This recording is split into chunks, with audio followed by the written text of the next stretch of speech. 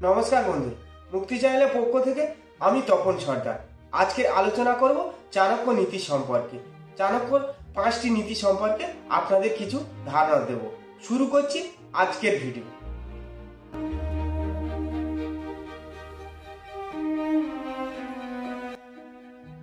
জীবনে খুব কমই এমন কোনো ব্যক্তি থাকেন যিনি ধনী হতে চান না, কিন্তু সবার ভাগ্যে থাকে না যে এটা ঘটবে।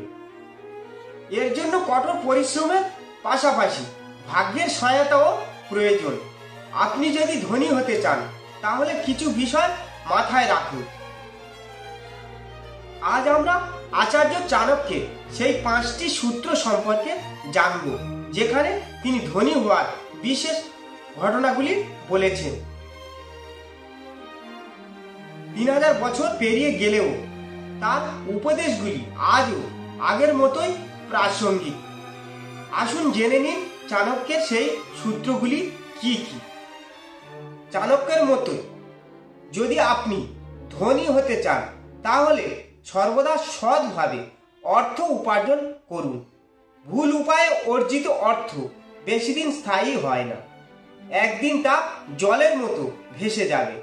এমন সময়ে কেবল সৎভাবে উপার্জিত অর্থই কাজে আসে। ধনী হতে হলে আপনাকে প্রথমে সিদ্ধান্ত নিতে হবে যে আপনি কিভাবে এটি উপার্জন করবেন।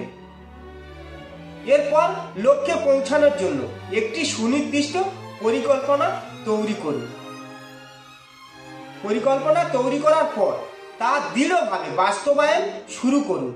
কিছুদিনের মধ্যেই সাফল্য আপনার পা চুম্বন করতে শুরু করবে।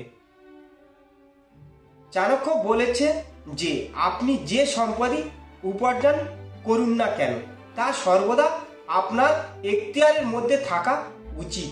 অন্যের দখলে রাখা টাকা কখনোই কাজে লাগে না।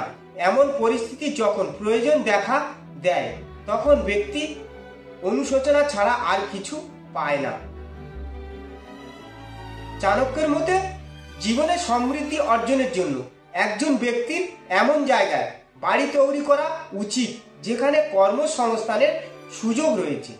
এমন জায়গা ছেড়ে যাওয়া উচিত যেখানে জীবিকা নির্বাহের কোনো সম্ভাবনা নেই, অন্যথায় আপনি দরিদ্রের শিকার হবে। চাণক্যের মতে অর্থ উপার্জনের পর তা বুদ্ধি দিয়ে ব্যবহার করা উচিত।